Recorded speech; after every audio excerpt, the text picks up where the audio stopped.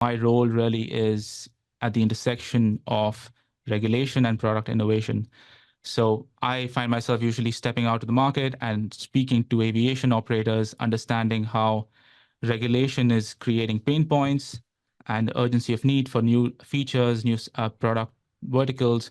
And I take that back to Azzera and build or draft features for our platform, Azzera Celeste.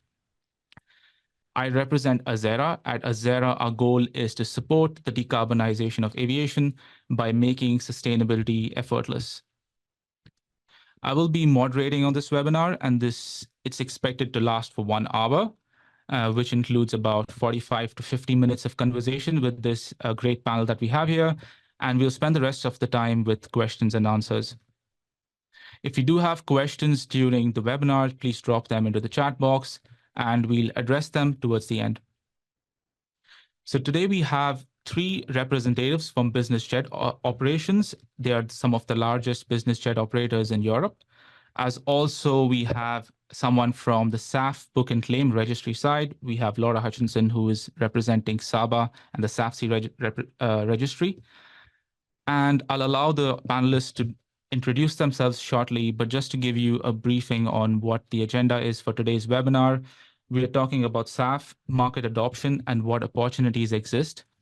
And what we'll discuss in today's webinar is stories from the 3 operators on their success so far and learnings on how they've been offering SAF and what they see as potential options to improve their offerings. And we'll also hear on the other side from Laura on the SAFC registry and how the SAF ecosystem can be accelerated with solutions like book and claim. To begin with, I'll start with quick introductions for the panelists, starting with Nicola Jane. If you could just give us a brief introduction, Nicola. Hi, thanks very much, Anand. So, hi, good morning, everyone. My name is Nicola Jane, and I'm the Group Sustainability Manager for Lux Aviation. And I'm really tasked in my role to influence the sustainability strategy at the high level. And obviously to create positive behavioral change for sustainable aviation as a whole. So a lot of my role is consisting of implementing initiatives which promote positive behavioral change, influencing policy, and obviously, as many of you may have already seen, we've just published our 2023 sustainability report. So I'm heavily involved in coordinating this project, which is the largest in the calendar year. So very much looking forward to joining this discussion today, and thanks very much for having me.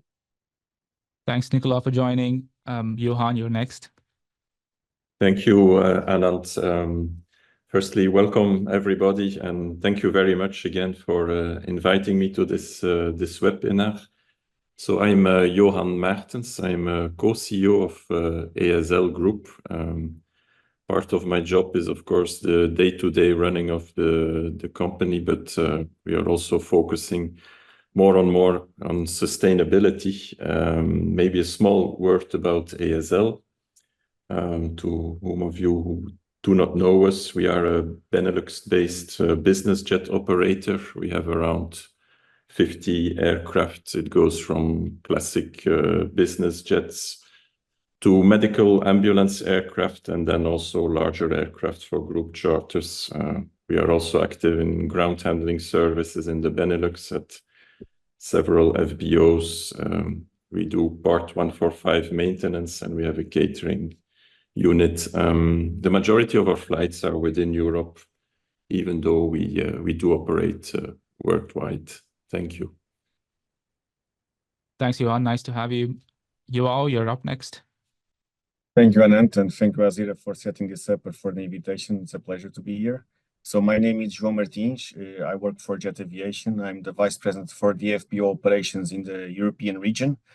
So my role there is to, of course, find sustainable solutions for our customers within our network or even outside our network. Jet Aviation is a global company. We have different lines of business. We touch nearly every part of the business aviation. So from the MRO to the completions, to the aircraft management, FBO division, staffing, defense. So we're a little bit touching nearly every single operator in the world around our sites, basically. So thank you again, Anand and Azzera. Thanks, Joao. Nice to have you. Laura? Hi, all. Great to meet everyone. My name is Laura Hutchinson, and I'm a manager at RMI, formerly known as Rocky Mountain Institute. We are a global environmental nonprofit organization focused on the energy transition, and my team works specifically to accelerate sustainable aviation fuel demand. So my work primarily revolves around accelerating and aggregating demand for sustainable aviation fuel and its environmental attributes. We primarily do this work through SABA, the Sustainable Aviation Buyers Alliance, in our work with Energy Web on the SAF certificate registry, and in our work with Smart Freight Center on the book and claim community for heavy transportation. Thanks for joining us, Laura. So let's get started. I think the first part of the webinar will be discussion of the stories of what you've seen so far. And I'll start with the first question. We can go probably in the same sequence as the introductions. What's the first thing that comes to your mind when someone says SAF? And if you can reply with a very brief answer, just to begin with.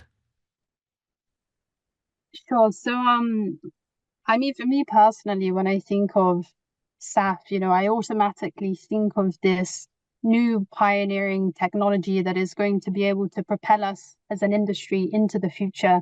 It's going to do a lot of the heavy lifting in terms of being able to decarbonize our industry. So it's really about embracing this new technology, and it's a real demonstration of, the innovation that is happening within the industry. Thank you, Nicola. Over to you, Johan. Yes, fully agree with Nicola. SAF will be absolutely instrumental to get to net zero as a sector by 2050. We are very much following up on other developments such as battery electric flying, hydrogen. These two will become a reality in the next 5 to 10 years. So it's a very exciting time, be it for SAF or for other developments. Still, especially in our sector, I would say we have a smaller size of aircraft. We have a more limited distance that needs to be covered. So all of these innovations will kick off first in business aviation. We are really catalyst still coming back to SAF. It's not a silver bullet. It's one of the solutions. And it will be 50 to 60% of our solution towards net zero. Thank you. I agree, Johan. Thanks for that. Yeah, it's just one of the solutions, like you said, not a silver bullet. Johan?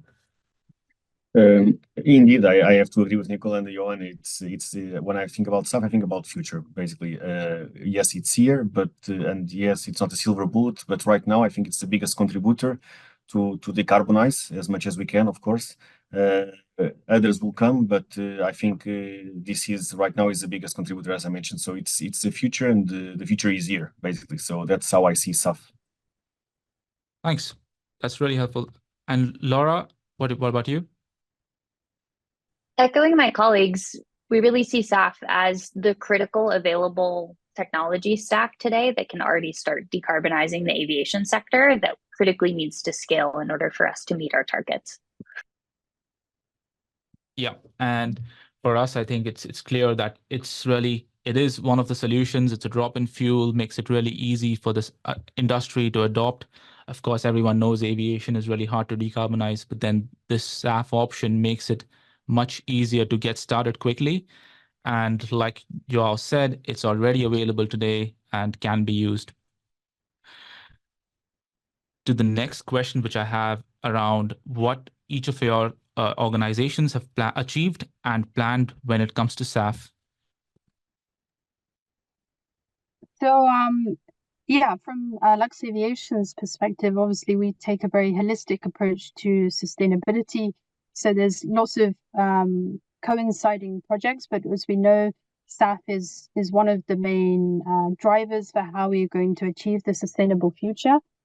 So for us, we have just recently concluded our 2023 greenhouse gas assessment, which ultimately told us that 57% of our total emissions, which were 190,538 tons of CO2 equivalent, were attributed directly to the combustion of conventional jet fuel. So we know that because of this data, that there needs to be a lot of work in pushing SAF on the broader sustainability agenda. But for us as an organization, some of the steps that we took last year, I'm going to often refer to the year 2023 because the data is readily available for now and also for you if you want to take a look at our previous reports. But essentially, we know that across the group, across the entire Lux Aviation group, Lux Aviation UK as an entity were the first to record a SAF uplift back in 2023. And in the same year, we had launched our Go to Zero investment fund. And essentially, this is an effort for us to work and liaise with each of the respective individuals who are specialists in this field so that we can get a very comprehensive understanding and direct both investment and time into the development of SAF. And for us, specifically as an organization, will be predominantly directed towards eSAF. So these are some of the developments that we are making, but ultimately each day we are working towards defining our global strategy for really how we can actually scale up our contribution. Thanks, Nicola. That's really reassuring because you are, of course, one of the largest business jet operators. So when it's an investment into SAF, it can be quite a sizable amount and can support the industry a long way. Yeah, for sure. Coming to you, Joao. Yes. Oh, sorry. Thank you, Joel. Yeah, the same story for ASL. We try to be a pioneer in matters sustainable. Also, of course, as our industry is very much in the spotlight. I think there is a good silver lining here to SAF. We are always talking about capacity constraints in production, but our sector only, in fact, requires limited quantities of SAF, whereas the purchasing power of our customers, on the other hand, is higher than, let's face it, passengers in commercial aviation. So even though today only 0.05% of all fuel uplifted in the European Union is SAF, even if the demand grows in our sector, we should not be constrained by offers. So to tell you a bit about the ASL journey towards SAF, we started out by trying to source physical SAF. This SAF would be transported in an environmentally friendly way to one of our home bases in Belgium, notably via the NATO pipeline. You know that SAF can be transported in the NATO pipeline since 1 January 2023. However, to be fair and frank, we were also uncertain about the actual demand for SAF. It is difficult to predict the demand for a new product, the inventory we would require. And at that time, it also turned out that the physical product actually did not become available for many months due to some production problems at the level of a supplier. So this made us shift our focus somewhat. First of all, it's good to have SAF in a home base, but it does not solve the issue of having SAF, obviously, at any of the, in Europe, up to 2,700, I believe, potential airports that we could fly to. This is why we looked into the book and claim model. We talked to several suppliers, such as Avilia. They use a blockchain model for tracking of the certificates and the data integrity. However, some of these companies required a volume commitment that was too high for our initial purposes. And now we have to say, so we landed with Azzera. We have a book and claim system that is seamlessly coupled to Skylex, and whereby we can effectively purchase SAF certificates on a per flight basis. And we offer customers the option to basically choose the percentage of CO2 reduction they want to achieve. And this can go from 1 to 100%. And this is ideally suited for us right now at this point of SAF developments. Thank you. Thanks, Johan. I really appreciate the partnership with the ESL Group, of course, that is on behalf of Azzera, as of course with you, Nicola Jane, and Lux Aviation. You mentioned some interesting points there with the SAF production. Yeah, it's clearly a case where you see more production and more availability of SAF on the Western Europe side, and not so much in the rest. As also, I was reading a report last year where they said that out of all the SAF produced, all of it, every drop of it had been consumed. Whereas in my conversations, I sometimes find that there's the supply that comes down to business aviation doesn't necessarily get utilized right away, but over time. And there are a lot of challenges around that. Joao? Yes, and so we Jet Aviation, we've started this SAF roadmap in 2019. The first time we had SAF was, and we still have it available in Van Nuys in California. So that was our first station. It's been live since then. And then we slowly thought that, of course, we need to develop this and to try to get SAF into our other stations. We've managed to in the beginning of 2020 to have it ad hoc for some of the business aviation events like the World Economic Forum, then later 1 year or 2 years at EBACE in Geneva. So we've been doing this ad hoc, but meanwhile, Jet Aviation, we've managed to have SAF at 6 locations already around the world. So we have the regions kind of covered, let's say, Singapore, then Amsterdam, Rotterdam, and then in the States as well. And but of course, our goal is to further develop this. And as Johan mentioned, SAF is really important, and we see it as a really important roadmap, or important active of decarbonization. But the book and claim is also a solution that we also offer, that we also have, especially for the small airports, remote airports, or other regions where SAF is not physically available. And in regards to the production, I would say that yes, indeed, we had some difficulties. There were some constraints. I think during last year we were not able to bring more SAF to some of our stations where we had actually consumed it all. We were 6 months trying to find a solution, which we now found, so we have it again back live. But of course there needs to be more production, and then of course the logistics needs to be the right ones as well, because we don't want to transport SAF around in trucks. It doesn't make sense, and we try to avoid that as much as we can. The only way we do that is for the ad hoc situations like EBACE and WEF in Zurich, but mainly because we want really to show the world that what business aviation can do, and we want to push also our partners, the airports and the operators, to actually actively take in and actively look to have it available at full time. So we will continue our path into bringing slowly each of our stations with SAF. So that's actually the goal. Let's see how long does it take, but it's not an easy path, I would say.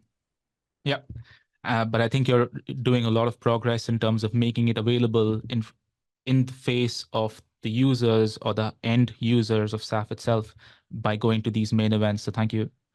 I'll skip you on this one, Laura, as I think it might not be very relevant to you, but I'll come back to you if you'd like to add something at the end of the next question, which is, what opportunity do you see with sustainable aviation fuel so far?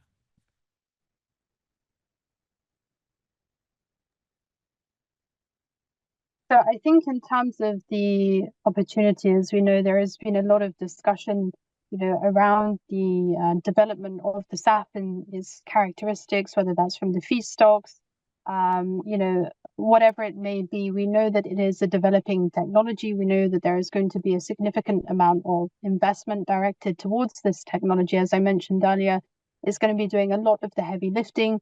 We know that there is a significant push from new regulation that is coming in. So ultimately, this is going to be the driver. And really, I think from an operator's perspective, we need to get on board with it. We need to embrace the change that is happening before us.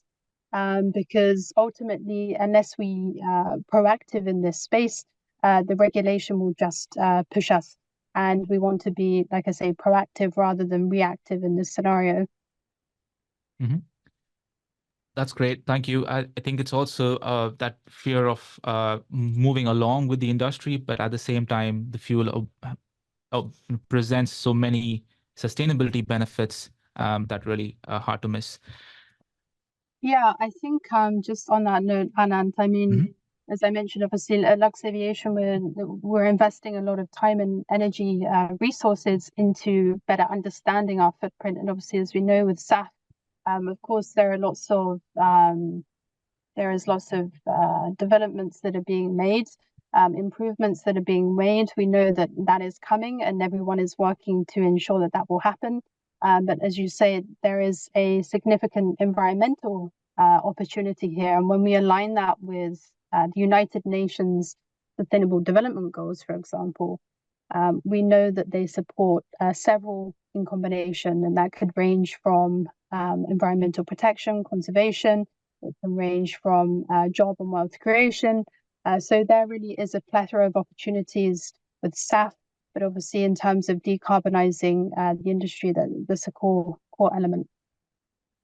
Yep, that's interesting actually, because I went to one of the conferences last year, SAF Investor, and they were talking about there were several very small scale production facilities popping up all across UK with capacities less than 1,000 tons or maybe 10,000 tons, trying to produce SAF in different ways, but also supporting or in your words, sustainable development goals around.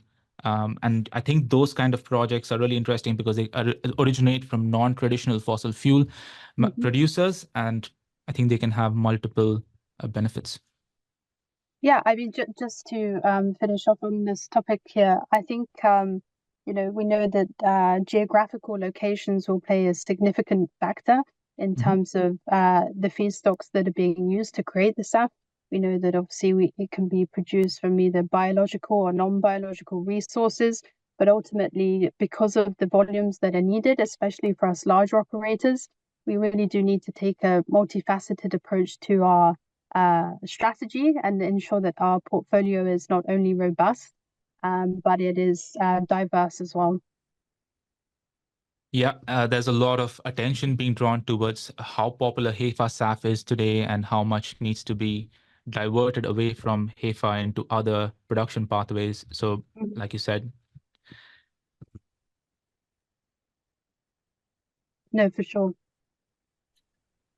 Yeah, from our side, the opportunity for SAF is obvious. As Business Aviation, we are in the spotlight. As I mentioned, we produce 5 to 14 times more CO2 per passenger than normal commercial aviation, and so we should offer it as operators and as brokers.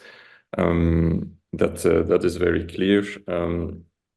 Even though we see within our customer base that the interest to purchase SAF is more prevalent with high-profile customers, such as heads of state and governmental delegations, people that are really in the spotlights, and less so with others, and a bit less so also with occasional charter clients. We also have a business model whereby we operate aircraft for owners. And some of these aircraft owners, as they are, of course, linked to their aircraft, these high net worth individuals really go full in for SAF. These are some of the opportunities I see for us as a sector. But I also see some challenges, of course, but I may come back on that a bit later, Anand. Thanks.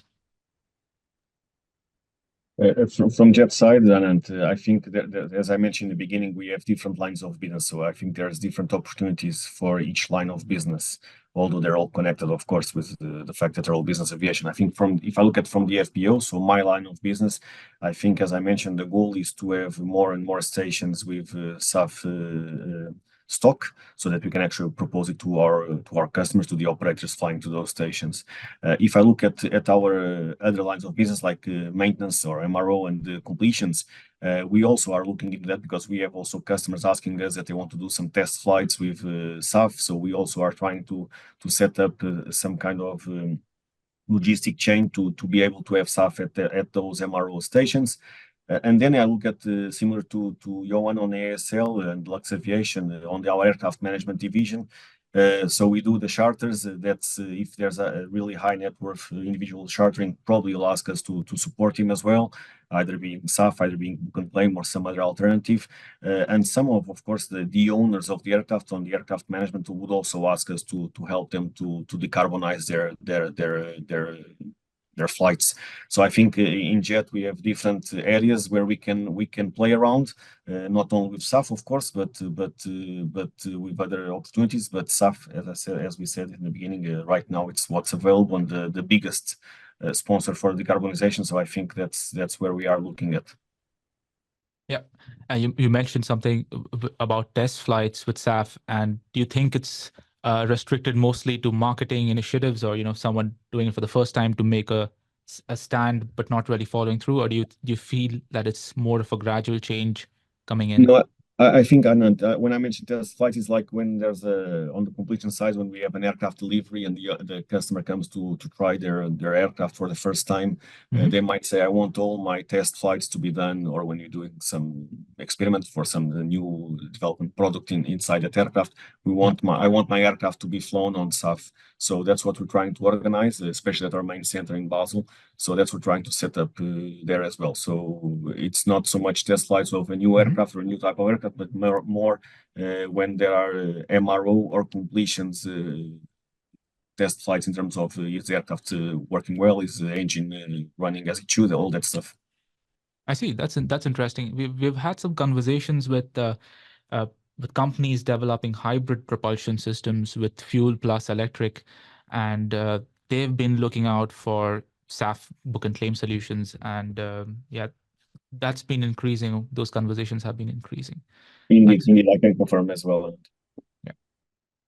Laura, would you like to add anything? Sure. Maybe just speaking from two other perspectives beyond the business aviation point of view that my colleagues already covered pretty thoroughly, right? The core opportunity with SAF, let's say from a corporate customer of aviation services perspective, is looking at, what are their options to decarbonize their aviation footprint in their supply chain. Today, there aren't a ton of opportunities, especially if companies, which they increasingly are looking at this on a sectoral basis.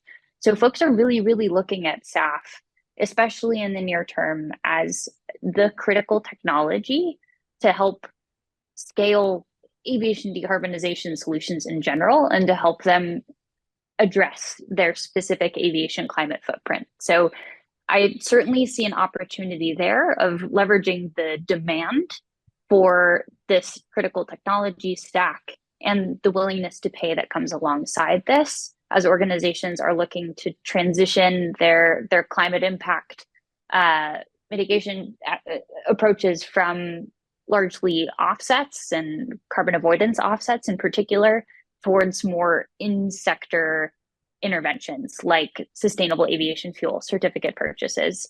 And the second opportunity linked to that we are working on this primarily to help scale, right, is when there's enough of a demand signal from some of these customers of aviation services in particular for this new technology stack that's critical from a target setting point of view, we have the opportunity to actually fund the development of new projects, right? Part of the challenge in the SAF industry right now is that we find ourselves in a chicken and egg situation where sustainable aviation fuel is expensive, in part because it's a really tight supply-based market, in part because some of these technology stacks are still in the kind of the final stages before commercialization.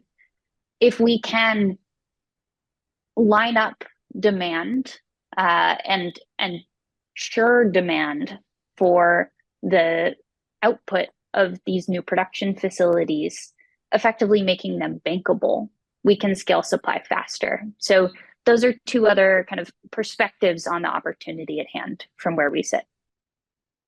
That's a great point. And Azzera, being a market maker ourselves, we've definitely thought of, how do we make demand predictable, not just to our suppliers, but also sending that demand down to production facilities. I'll go over to the next question.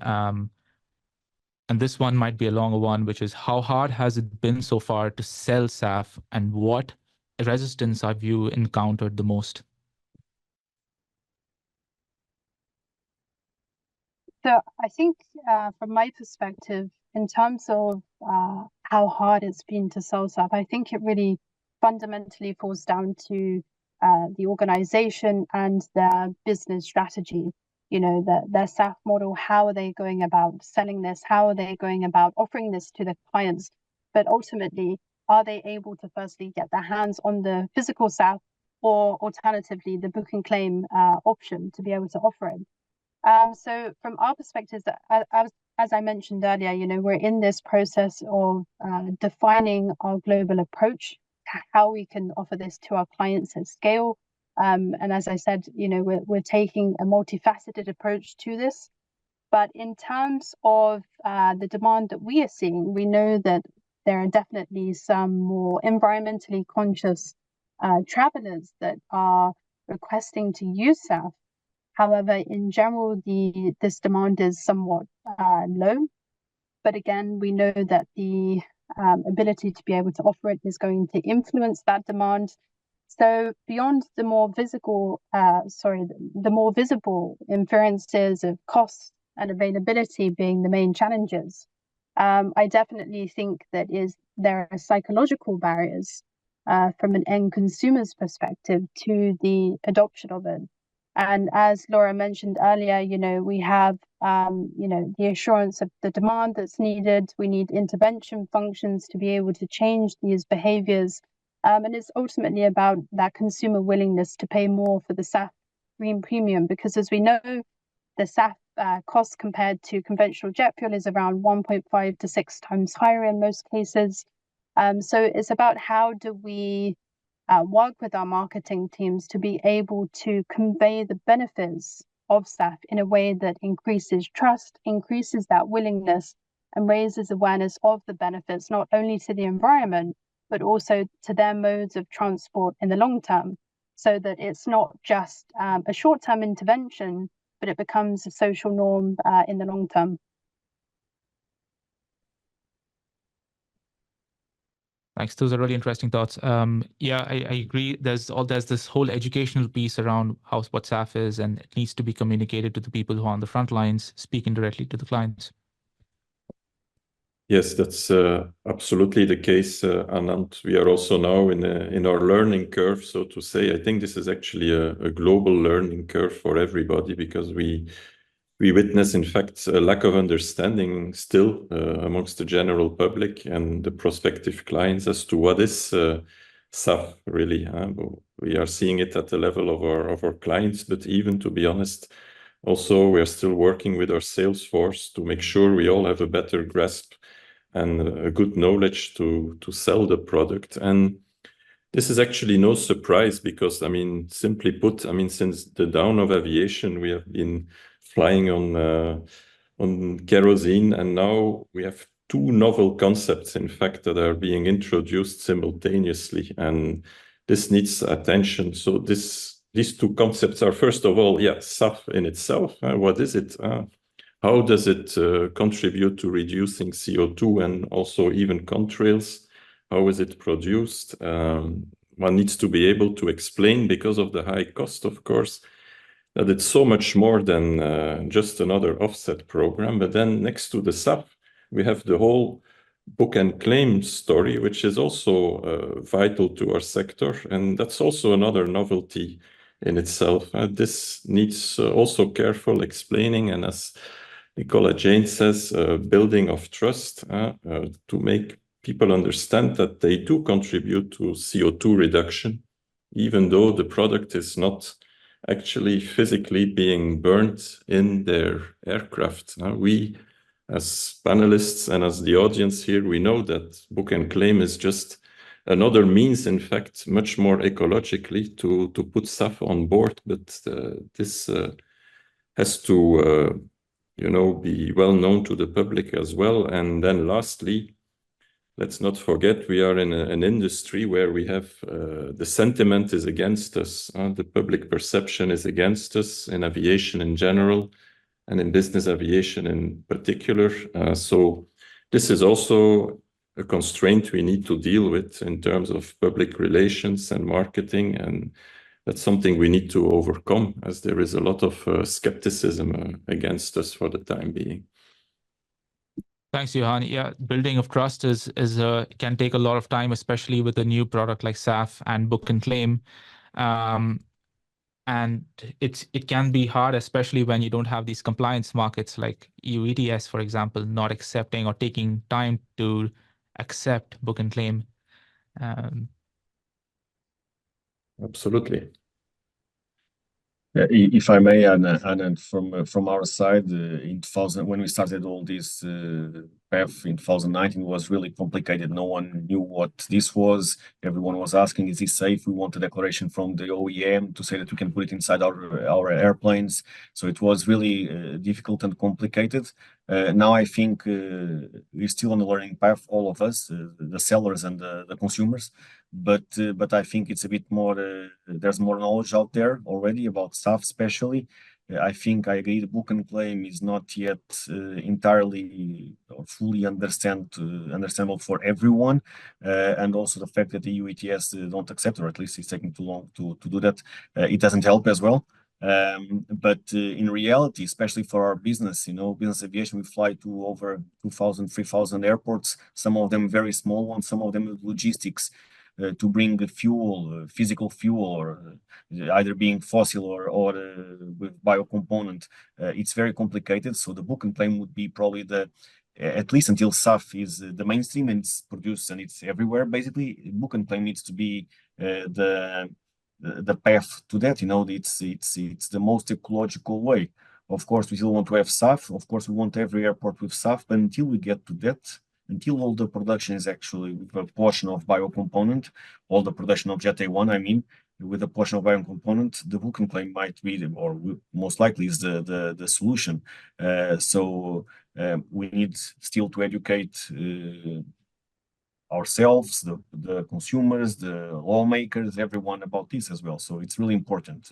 As Johan mentioned, the public eyes we are on the bullseye for business aviation of everyone, in terms of this sustainability topic, and it's important that they understand also all what we bring to the industry, what we bring to the economy, what we bring to the world, what we bring to even the aviation industry, because all the majority of the improvements even on the airline aircraft, like the wingtips and all that, it's all starting business aviation.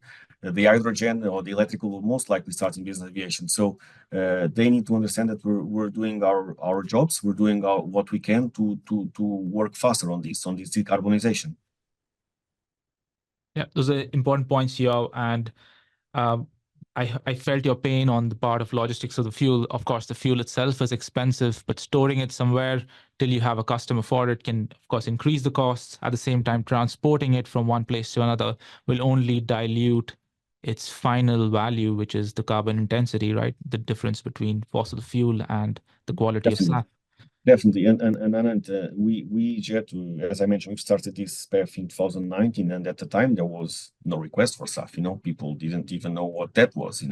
And even now, when we acquire SAF to have at our locations, we have to pre-buy the stock.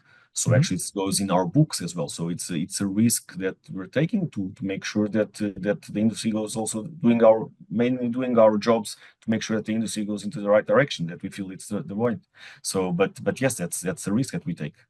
Yeah, and it's also the problem that the customer decides at the end, right? So you need to have a SAF physical available in some locations, and then balance that act with some book and claim SAF when you don't have it available. Yeah. Laura, over to you. you've obviously had several conversations with organizations, and what have you been seeing as resistance towards book and claim SAF? I think there's a couple overlapping challenges at hand here. One, many of which my colleagues have already emphasized. I think folks have a lot of reasonable questions about the logistics of something. In practice, right, it's a new type of product that folks are considering buying, right? It's an alternative to a carbon offset, but the purchasing mechanism functions in many ways similarly, especially increasingly with our booking flows and with our level of sophistication on this topic. But folks have real questions about, so what am I buying? So where is it going? So how is it tracked? So how is it verified? And how does this work? How can I incorporate this in my climate disclosure? How valid is it? Will other folks accept it? Are other people doing it? Why is it more expensive than some of these other options, right? I think there's a slew of very natural questions that come up about this opportunity, but we're now in a place where we have really good answers to all of those things, and it is really helping us proceed with the scale of uptake of these types of solutions. I think the other type of challenge, which is a little bit more nuanced that we're running into here, is now that SAF book and claim approaches are scaling, right? We're definitively past the pilot and testing and concept creation phase and into a mode of this emerging market where there's a lot of different types of solutions that all functionally have the same characteristics, but there's there's a number of different versions or flavors of these book and claim systems that exist on the market. We're getting some of these more nuanced questions, which are candidly a little bit harder to answer sometimes. It's, oh, but what's the difference between this model and this other model? Or which structure should I trust? Or I'm pursuing a number of different deals across a couple different systems. How do I make sure that I can see them in one place, right? So these are all just kind of market growing challenges that we're encountering as well. But similarly, it's a space that we're making a lot of progress in. Thanks. I feel book and claim has entered this whole sustainability battle at a point of time where everyone is slightly a bit risk averse since the whole carbon markets and a few of those problems. But it's funny how we're now approaching book and claim with a lot more questions, questions about trust and and how those things work. Whereas at this point of time, we should just be moving towards using SAF in some way, shape, or form to give that demand signal.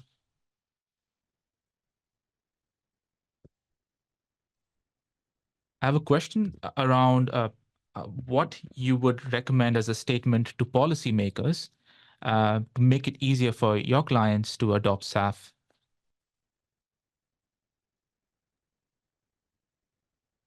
So I think the biggest message for us, well, firstly as an operator, is to make the process of adoption easier for both the supply chain and value chain, so that we can do our job in influencing them to make the right decisions, again, building that social trust, building that awareness, and making it a social norm. But as we've seen with many of the new regulations that are coming into play, they're very complex. There's pages and pages of regulation that we're all trying to navigate our way around. And in addition to the regulation attributed to just sustainable aviation fuel, for example, just in the wider space of sustainability, we know that there are several other pieces of regulation that are coming into play for reporting in general. So I would say that the biggest message from our side would be to make it as simple as possible and to provide support and guidance, because as we know, especially within business aviation, our resources are a lot more restricted in comparison to commercial aviation. We know that there are many operators and other businesses within the ecosystem that perhaps don't have the resources or luxury to have somebody within a sustainability position, such as myself, So it's about being able to provide these companies with the resources that they need in order to be able to keep driving that positive change. Thanks, Nicola. Yes, I think the challenges and where we see still room for the policymakers. I mean, I think we have touched on these issues from our side. Of course, we want the book and claim system to be formally legally recognized. I think we are now at a phase where we are an innovative species, and we must recognize there are sufficient solutions now to ensure the system works and is fraud-proof. So the legislator here has to follow. This is actually, I find, low-hanging fruit for the legislator. Likewise, also the SAF purchases must, of course, become creditable in the EU ETS system. That is also, I mean, that is linked to the first, but also important. And then, yeah, this is more macroeconomical maybe, but we have those mandates, 2% as of next year. And we've seen last week, I think at the European level, EU SAF clearinghouse was created. So to facilitate the screening of production pathways and so on. This is great, but I also learned that we are now at 30 refineries worldwide, and by 2030 we need 300 of those. So we are actually 90% short. So this should be fiscal incentives towards that. I think if you see that even a major player, fuel and oil major, pulled at least paused a big project in Rotterdam. I think so. We have mixed signals, and I think policymakers can do a lot more to help us operators get over these hurdles. Thanks, Johan. And to add to what you just said, there's a feasibility study being conducted in the European Union about whether book and claim can be accepted in EU ETS. And the results of the study will be out soon, but also it's quite unlikely that something materializes into a directive enforcing book and claim for EU ETS by this year. So it's still on the cards, but it can be slightly delayed. I think, I mean, from our side, well, I cannot say what I would really want the policymakers to do, but of course, the book and claim being on the EU ETS, more SAF production, or in promoting and supporting the SAF production, that would be key. What I can say that happens in one of our stations where not the policymakers, but the airport dictated that everyone has to take SAF, which was Rotterdam, as of the 1st of Jan. I think that was, from what we've seen and to now on the operations, that we were a bit skeptical about if the operators will actually take it, will tanker, not take fuel in Rotterdam, but we haven't seen that. So I think as long as SAF is available there, and as long as there's an option to take it, or at least or an option, or not even an option, or you have to take it like Rotterdam Airport did, I think the industry will take it, basically. So I think that's what the lawmakers and everyone needs to understand. If the availability is there, if the instructions are there to take, people will take it and adjust their own operation and adjust their own charter pricing, if that's the case, adjust their budgets for that, because we've seen it live at one of our stations. And as I said, we were skeptical about the reduction of Jet A1 consumption and the reduction of traffic and all that, and we haven't seen that actually. So it's business as usual. So the fact that it's some cents more expensive than the fossil, it didn't stop the normal business to take it, to be honest. So I'm not sure if this is the right direction. It was one direction that the airport did, and it went. It's working quite well, I believe. So I think this is important as well to show the public that this is the case, and the lawmakers that this is the case. Yeah, and there are several airport level subsidies coming in for SAF as well, where they're trying to reduce the cost of the premium by 20-30% to a subsidy cap. At the same time, the production costs for SAF are only going down. So over time, it would, of course, reduce. And that could drive more acceptance, more demand. Yeah, and if you start with a low blend or a lower blend, then it helps as well for the operators and the industry to get used to it as well. Let's be honest. You cannot start with 50% or 38% or whatever it is. You start with 5 or 10% and slowly go up. Yeah, it's interesting how small the costs can be when you start at a fractional percent of your fuel consumption, right? Let's say 1.5%. They can come down to really small per hour costs. And in the end, it already starts the wheel turning, a little bit at least. Yeah, I agree. Laura, question for you. You've obviously explored the entire process of trace transparency, making that available for SAF across the value chain. What do you feel as one thing that's missing at this point that could be improved? Great question. There's definitely a number of things in this camp, but one piece that we're actively working on, but we candidly haven't fully solved for yet, is when, from our point of view, registries and independent, well-governed registries that ensure that SAF certificates are delivered to the people that pay for them, right, are a critical tool for tracking, creating, kind of enhancing transparency around SAF book and claim systems. But to the extent that there are multiple registries, there is a theoretical risk of double counting certificates among them. So one of the initiatives that we're working on is bringing all of the active SAF certificate registry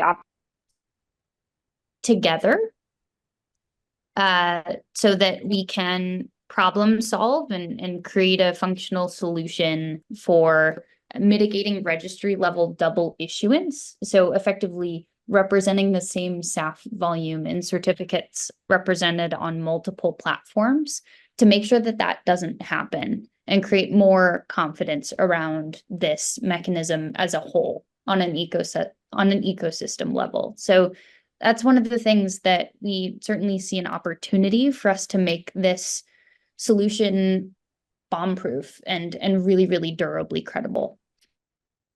Mm-hmm. Yeah, and there are, just for some more context, there are, of course, registries that are on national levels run by governments, but also private registries, and somehow they would need to speak to each other so that they can all verify and say that there's no double claim on the same mass of fuel. Exactly. And what do you see next as coming into the SAF ecosystem?